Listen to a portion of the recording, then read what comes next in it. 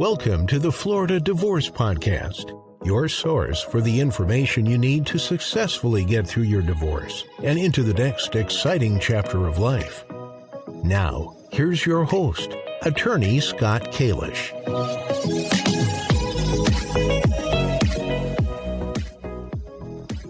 Hey everyone, my name is Scott Kalish, and I am a divorce and family lawyer here in South Florida. Today I have a special episode for you. Today I actually had the chance to interview Rhonda Noordyk. She is the owner and founder of the Women's Financial Wellness Center. She is a financial professional that assists women going through a divorce and after divorce with their finances, right? And she gives them advice and empowers them with the knowledge that they need to make the best possible decisions as it relates to their finances. I know that if you listen to this episode and if you check Rhonda out, you'll definitely get a tremendous amount of value, especially if you are in a relationship or you're going through a divorce where you've been in the dark financially for quite some time. So I hope you enjoy this episode.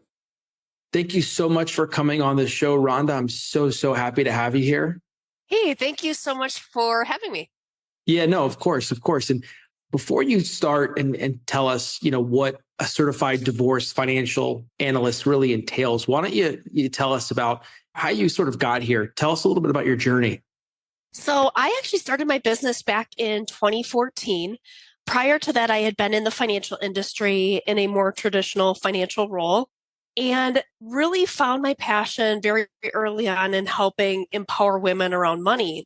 And I had a lot of women that were coming through my doors that said, Rhonda, I think I'm going through divorce, or I'm going to be going through divorce, and I don't know what to do, or I'm in the midst of it, and I'm being asked to make decisions that I really just don't even know what direction to go.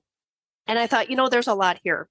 So I actually, at the time, was also teaching in higher education. So I was an adjunct faculty and really had a passion for education and just empowerment. Where were you teaching at the time?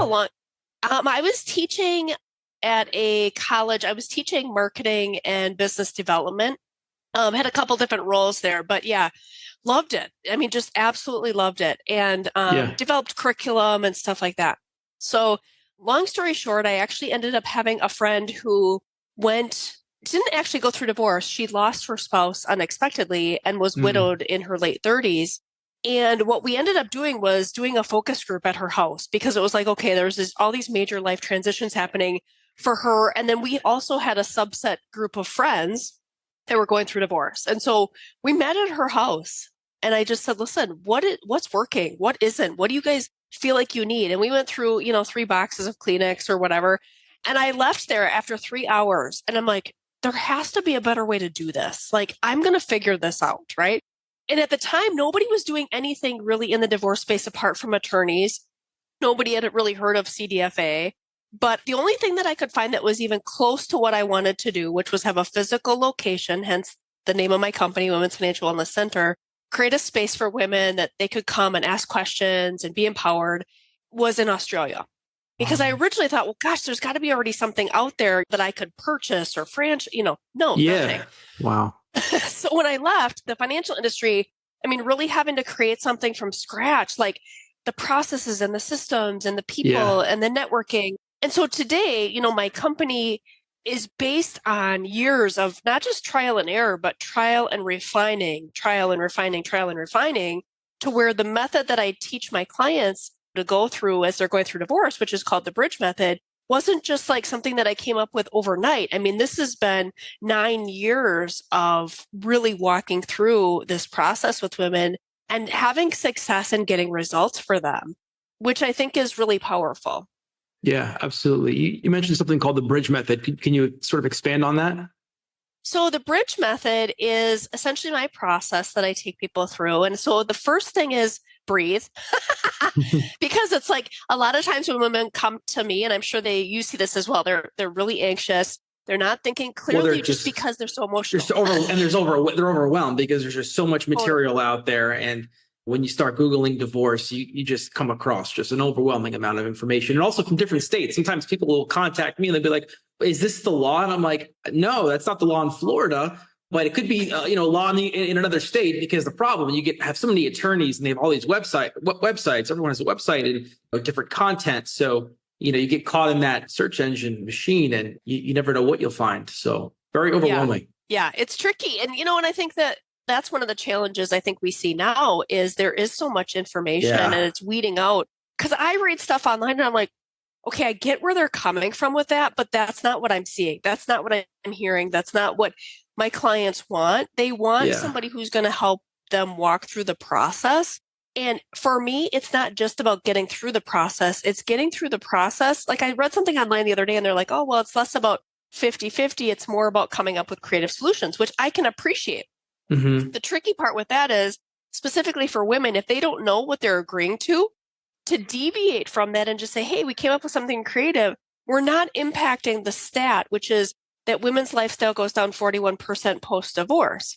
What we're doing is we're saying, well, we just want to get through the process. Yep, you agreed to it, come up with something creative. And they're being impacted on the back end, which is really frustrating for me. So anyway, so to circle back, the bridge method is breathe and build your team. I think the building your team, from my perspective, that core group needs to be legal, financial, and emotional, right? Making sure you've got those 3 pillars in place. I've said that from day one. Mm-hmm. And then review the financials. So that's the gathering and organizing. But it's not just like the exercise of gathering. There's power in that, right? Like when women start to find documents and they're like, oh, I see, right? Or they're touching the documents or they're working with the files. They start to create some familiarity with themselves around the financials. So reviewing the financials includes gathering and organizing, but it also includes taking a look at income and expenses as far as their budget. And I always tell people like, listen, okay, it's not sexy or glamorous to do the budgeting, but it is so foundational for us to be able to navigate through. You have to know the numbers. Yeah. You have to. And, the budgeting part's a little tricky because it's a little bit of a moving target. They're like, okay, well, am I doing my current? Am I doing projected? Well, really, you're doing both if you can. If you don't have access to current information because you haven't handled any of the financials, then at the end of the day, that doesn't necessarily matter as much as what is your projected going to be because we don't have access to that, right? So there's a little bit of like art to it as far as just trying to get a good handle on some good baseline numbers. And then the next step is identifying the gaps. And identify the gaps is where we look at a couple key gaps. Obviously, the income gap, which is where the attorneys come in to crunch the numbers on child support or alimony or things like that. Sometimes it's a confidence gap. How do we bridge that? Sometimes it's a transparency gap. The transparency gap is something that we can talk about as far as like the bullying that happens. But the identifying the gap is, how do we navigate through the lack of transparency? And are we willing to hold people accountable to get the information we need so that they can make good decisions? It sometimes also means bringing in additional experts. So like if there's a business, or mainly, I guess the best example is a business, or a classic car, or some of these things that might have a pension that needs to be valued, some of those things that are really helpful to get an expert third party that if the case did go to trial, they could serve as an expert witness. So we've always got kind of like that end in mind. And we can always take it in phases. Most of the people that I end up working with, they will take it in steps. Like, okay, we're going to do a preliminary report, see what we find. And if it warrants a full evaluation, then we can move in that direction, which I think is great. You know what I mean? It doesn't have to be, well, don't do that because it's going to cost you 20 grand. Well, first of all, is it going to cost 20 grand? Secondly, do we think we can move the needle enough that it would make sense to do that? And third, can we start somewhere else and get a baseline and then figure out if we want to go that direction? I feel like yes, like we've been doing that and it's working.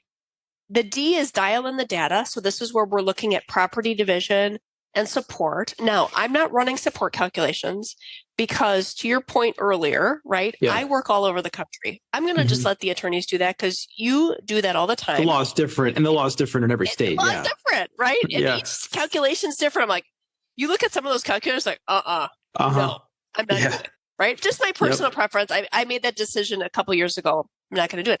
I feel like the attorneys do a great job of doing that. So they can run the support calculations. But what I'm doing in that sense is taking that information and saying, okay, what does this mean for you? And are there other scenarios that we could have the attorneys run? And what is your best and worst case scenario? And let's look at that. And then let's look at your spouse's best and worst case scenario. What does that look like? So I want to get to like that bottom line number where they can say, okay, I see what they're saying, but here's what I'm seeing. Minus taxes, minus support, minus their expenses. They're still in the black significantly, and you're barely breaking even. Okay, let's go back to the table and see if we can move the needle. And we've been successful in doing that, right? Because we can show the impact of that support. Now, it doesn't mean that the person who is receiving support isn't, I usually say we have to look at a multi-pronged approach on income.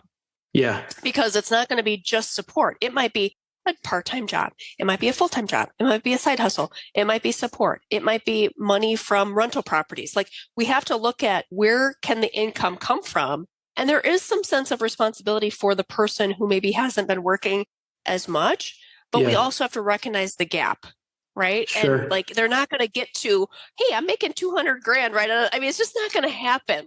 And maybe given their background, they might never make that amount, right? So we really have to kind of be aware of that. And then property division, looking at property division and saying, okay, what are your goals? Like, I am always concerned. I don't want my clients to not leave with some aspect of liquidity. Yeah. Why is that? I think they need it. Well, because a lot of them haven't been working. You know what I mean? And so, like, okay, if they take the largest asset, which is the house, and like, Rhonda, I want to keep it. I'm like, okay, well, let's crunch the numbers. Most of the time, they can make it work, which is great. But they won't have the liquidity. Yeah. That's not going to serve as an emergency fund for them or give them flexibility. And if they're pre-59 and a half, right? I mean, having retirement assets is good, but because there's times when they'll look at a property division offer and they're like, okay, well, they're giving my client all retirement money. I'm like, that's not going to work. You're 19 years away from retirement. Yeah. There's some caveats on how they can get that out, of course, right, without a penalty, but they're still that should be factored in taxes. Also, exactly, right. And that should be factored in when you're looking to resolve that particular case. That's right. Yeah, that's right. So again, I just think it's really goals based and really making sure that clients can try to leave there with a balance of liquid and illiquid assets, knowing what the impact of some of those decisions are going to be. And really, at the end of the day, I mean, because I'm not doing investments anymore, I'm not doing insurance anymore. For me, what I want is I want their outcome to be I want my clients to show up and know that they had an active part in making those decisions. They understand pros and cons of the decisions and that they've clearly made a well-educated decision. And when they do that, right, they're now going to be positioned for success after, because once the divorce is finalized, Scott, my role, there's not a whole lot I can do. And there's not necessarily a whole lot the attorneys can do unless you do post-divorce litigation. So I feel like we've got a window to get it right. Like, I see a lot online about, what about post? No, listen, if you've already signed the agreement and it's done, I can't help you. Yeah. I can't. You made the decisions already. Right? Like, you're absolutely right. And I almost would prefer, there's been people that have called and they're like, hey, I just signed the agreement and blah, blah. And I'm like, now, there's a caveat to that. Yeah. Right? If it hasn't been signed up from the judge, if it hasn't been signed up by the judge, you could potentially make some changes, but nobody wants to go there, right? So let's just assume they call and they say, hey, this judge has signed off on it. I've got my final agreement. I'm like, I almost don't even want to look at it because I'm going to be like, oh my God. You should have done X, Y, and Z. Oh, no, I get that all the time too. People say, they call me for a consultation and then the information is a little bit cryptic. And then as I learn more, I understand and I see that, oh my God, your case is done. I just spoke to someone about 2-3 weeks ago where that was the exact situation. Like, they came in, they weren't really explaining the situation well. I pulled up their case in the docket because it had been filed already. And I see like 2 agreements like signed and filed. And I'm like, your case is over. And they're like, wait, what? I'm like, oh yeah, your case is over. And they represented themselves. And that's a huge problem when people they trust the other side a little bit too much and think that the other side has their best interest in mind. And they really don't. And yeah, I run into that, maybe a couple times a year where someone was sort of tricked into signing something. And talk about the litigation. And you're already starting, but if you're going to hire an attorney, I'm not saying you shouldn't hire an attorney after you've already signed an agreement, but you're already way, way behind the 8 ball. You definitely need to bring in the professionals before you sign the agreement. It's sad to see. It really is. I should have asked you this before, but can you kind of give people like a high level view of like what it looks like to be a certified divorce financial analyst and kind of like the role that you play, just kind of, just from a high view? Yeah. So Yeah, how people understand absolutely. exactly how you get into the case and kind of what Yeah. your role is. Yeah, no, absolutely. And before I go there, let me just close the loop on the bridge. Sure. No, go ahead, please. Please So- close the bridge. Yeah. So the G is Guide to Finish Strong, which Mhm. is just what we were talking about. How do we make sure that we've got all the I's dotted and T's crossed before you sign the agreement? And then E is exhale, meaning, okay, now that it's over, let's focus forward, right? Let's Mhm. create that action plan. Let's make sure that you have all of the things that you need to get wrapped up so that then you can start fresh moving forward with that new chapter. So that's the bridge method. Okay, so, it's interesting because I've always been the person that is, I don't know, the trailblazer. I know that there's a lot of people out there that are CDFAs and it's an up and coming credential and all that kind of stuff. All I can tell you is how I do mine. And really at the end of the day, there's a couple things. One is most of the CDFAs are affiliated with a firm, meaning they're selling financial products, giving investment advice, all of that kind of stuff. When I left the financial industry, I made a very clear decision that I was going to have a line in the sand, and I actually did let my licenses go. And it was tough. And all my male colleagues were like, this girl's gone off the rails. Like the train has gone off the tracks because how's she going to ever be successful if she lets her licenses go? But I made that choice.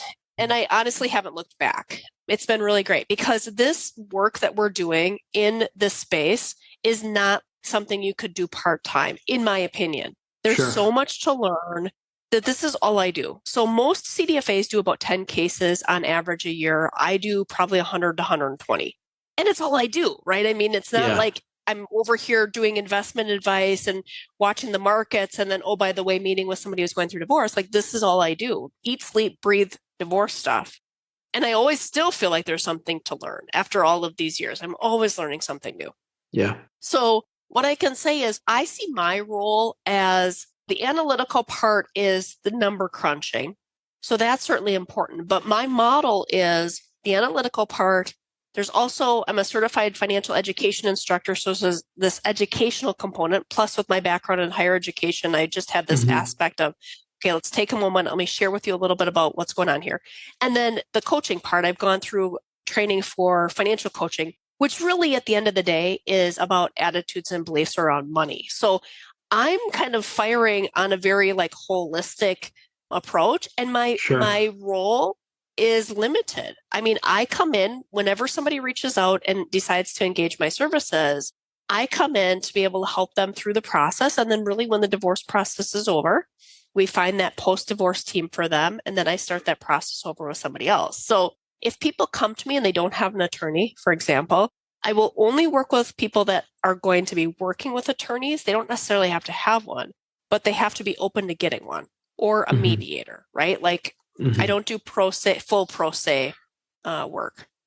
So we can help them find that team. We can help them build that team, and make sure that they've got the right people on their team. But my role is to take them through the bridge method, to walk them step by step through the process, to use micro moments to help educate them around money and finance and really get them to the point where they're not necessarily going to know everything about money and finance, but they're going to know how to think critically. They're going to build their confidence so that they say, I don't know the answer to that, but man, I know I can find it.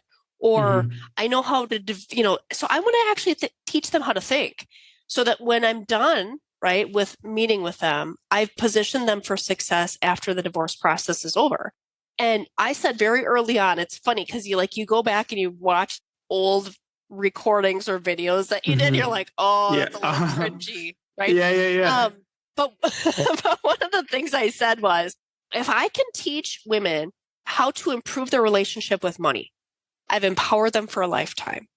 And I truly believe that because I've had clients that have reached out after the divorce process is over. They're on the other side of the divorce process and they're like, Rhonda, the impact that you had on my life was significant. And for me, that's what this is really all about. Yeah. Who do you think is your ideal client? What type of client, in what situation do you think is sort of the person that gets the most out of working with you? I would think it's the person who really has been well educated in a sense of most of my clients have at least a bachelor's. Sometimes they have a master's degree. So they have some advanced education. They had a career at some point, but decided to put their career on pause because their spouse was building their career. And again, it's kind of this, somebody's going to, Give and take. decide to stay home, or if they do, It's right? a team for sure. It's a team. It's a team. So at the end of the day, a lot of my clients have put their careers on pause to be able to raise their family. And then, at some point, maybe revisit going back.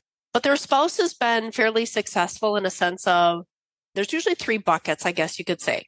One is their spouse is in the financial industry or in some financial professional where they've put them maybe a little bit on a pedestal as far as them knowing all the things about the finances and let them handle it, right? They're like, Rhonda, I should have been more involved. Well, okay, can't do anything about that. But I understand the financial industry because I was there. I understand how it works. So that's certainly one. The second one, ideally, is somebody whose spouse owns a business, primarily because we've had a lot of success in working in that space as well, in helping them know what questions to be asking and the approach on how to approach those. The second thing, or the third group, is wives of physicians or people that are in the medical field. Okay. So those kind of 3 buckets, I would say we've had the most success with, and primarily because I understand how those industries worked. Yeah. And right now we've done we have case studies on the impact that we've been able to move the needle in those 3 kind of categories. Cool. And it's been really, really rewarding. Cool. You mentioned something earlier about bullying. Could you talk more about that sort of in this process? Oh, that's what I have to say about that. Yeah. No, it's just so common. It's just rampant, I mean, and it doesn't just come from the other side, like the other side being the party. It's also the attorneys, right? Attorneys love to use tactics to try and intimidate and get cases closed a certain way. So I mean, have you had any experience with that? I'm sure you have. Yeah, it's so frustrating because I think a lot of times, and you've probably seen this too, like people say, okay, well, isn't that what the divorce process is supposed to do? No, absolutely not. Us understand. Yeah.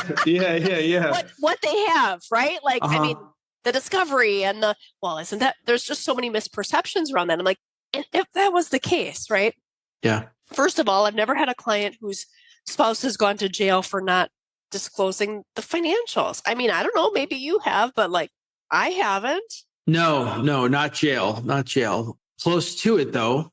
Down here in Florida, they really don't mess around. I mean, it takes a long time to get to that point, but I mean, it's always something on the table. I mean, if someone is just totally dead set on not providing something and you have an attorney on the other side, right, trying to enforce it, just kind of relentless. Because a lot of times what happens is, what I've seen is there's demand for documents and then they file a response. They provide a limited amount of documents. And then it's just this monthly thing, right? Where it never gets sort of sorted out, or it takes, which seems like forever just based on, the court process and it dragging out. But I mean, if you're persistent, absolutely. It can certainly land there for sure. And there, I mean, I haven't seen it personally where someone actually went to jail, but it gets close sometimes. Judges, are not really happy to have that in front of them. Well, and to your point, though, I mean, the amount of time that it takes to get to that. I mean, they give years. I feel like it's bad parenting if you don't do that, right? Like, there's all of these threats, but no follow through. Well, just think about it, though. I mean, at least down here in Florida, each judge, it's crazy because the numbers continue to go up, right? A few years ago, I heard the number 600, right? 600 cases per judge. The other day I was in court, the judge said he had 1,000 cases in front of him, 1,000 divorce cases. So think about how you can navigate the system and evade, right? In the midst of being 1 out of 1,000, right? There's 999 cases that the judge is in charge of. If you're not disclosing documents or doing it, a certain way, you can definitely get away with it for a very long time. And then on the other side, you have to have someone with a lot of money to be able to fund the attack, right? To go after the other side for documents, given sort of the landscape. I mean, it's a lot. It's thousands of dollars. I mean, essentially wasted. So that's certainly something that we see. Well, so kind of to that point, I mean, so I love acronyms just because I think it helps us remember things, right? Sure. And so the bullying part, particularly around the financials, I came up with the acronym, the DAM method, right? And really at the end of the day, it's dodging disclosures, avoiding getting assets valued and misrepresenting information. Mm-hmm. And that's what happens, right? And so if you have somebody who hasn't been involved in the financials and they have a spouse who is saying, well, it's only worth this, and I can't believe you're asking, or, whatever, they just continue to bully and manipulate. So the question is, what do we do about it, right? Yeah. And I think there's a couple of things. Women in particular, since that's my kind of specialty area, Sure. make really good private investigators when they have to be. So giving them some things to be looking for certainly can be helpful. And the amount of things that they can find is very interesting to me.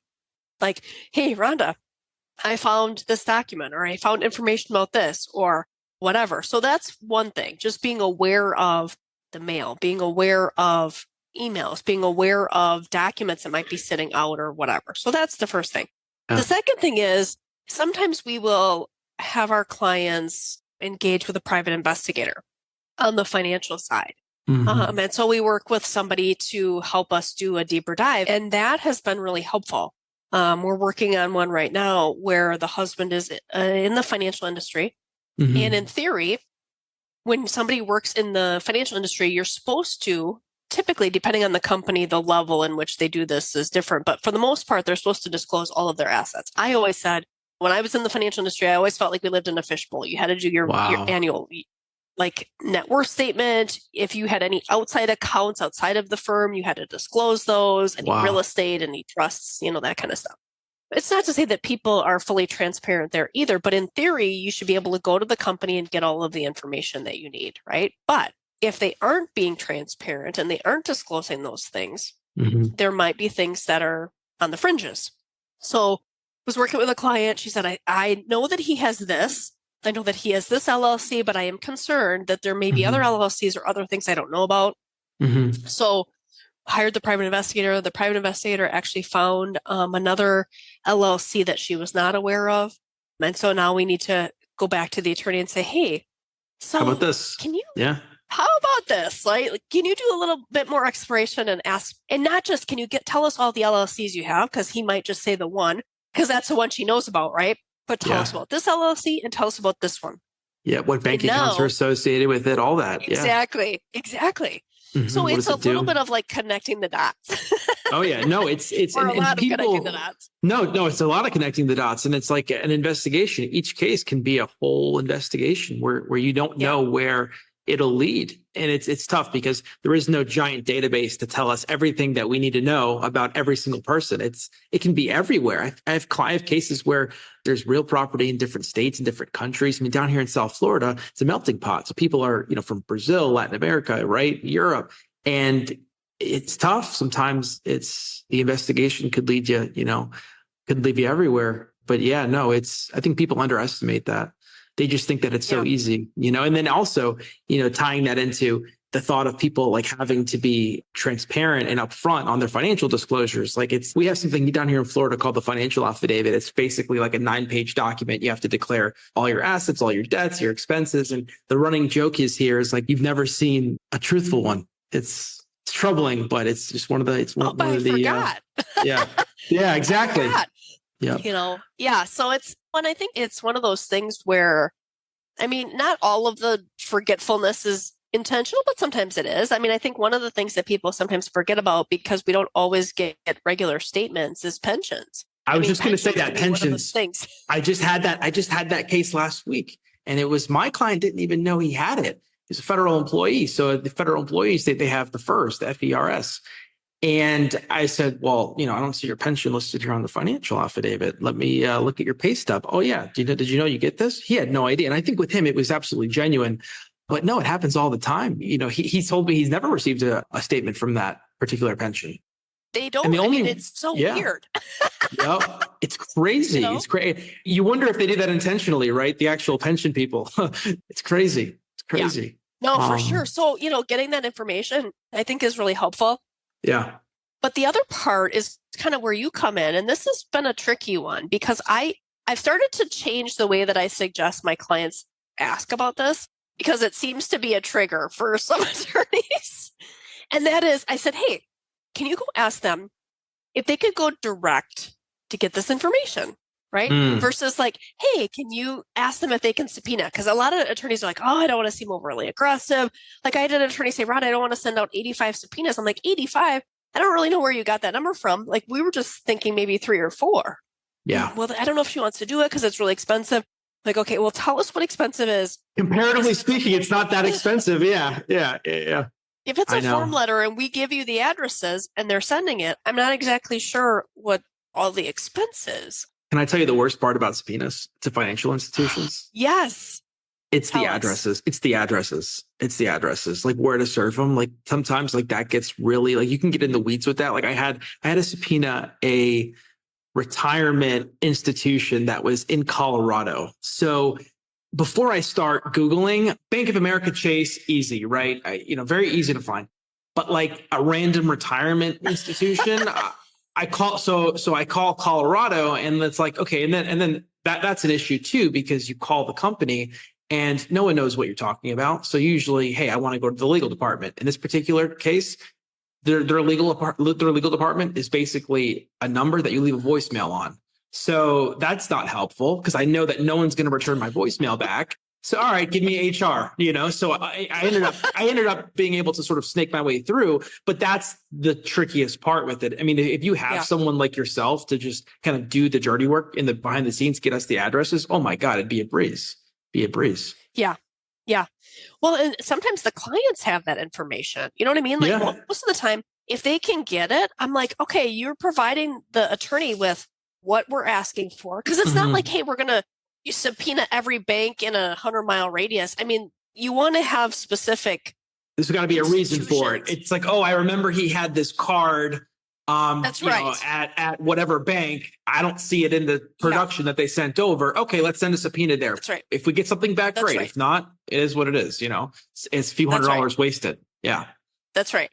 But then like, hey, we've turned because again, to what we were saying earlier, hey, if this thing goes all the way through, that stuff hasn't been disclosed. I mean, the chances of trying to get that from that point forward are very challenging. Something really amazing. If at all possible. Something really amazing about Florida law, though, is that in Florida, if you file a fraudulent financial affidavit, then there is no restriction on the amount of time that someone could come back and reopen the case, which is like an incredible thing that we have down here and that's, if someone doesn't have the money to really fund the litigation to turn over every rock, right? If something comes out later for whatever reason, you could always go back and challenge it. So something that not everyone knows about down here is that, there is no time restrictions. So I don't know what it is in other states, but it's very interesting.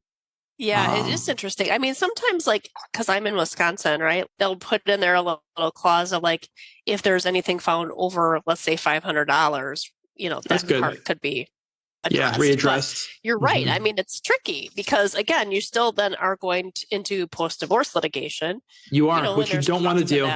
Yeah, you don't want to do that because you're here already. You might as well do the work now. Why do it, later on?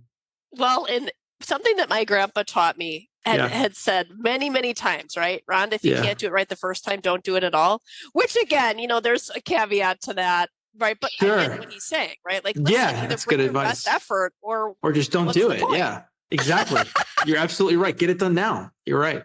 Sure. So we have an opportunity. We have a window in which we really can do it correctly and make sure that we're getting a good outcome for our clients. And and I think the other thing too, Scott, is like a lot of times people say, well, Rhonda, you work with women, and so you just want to take the guys to the cleaners.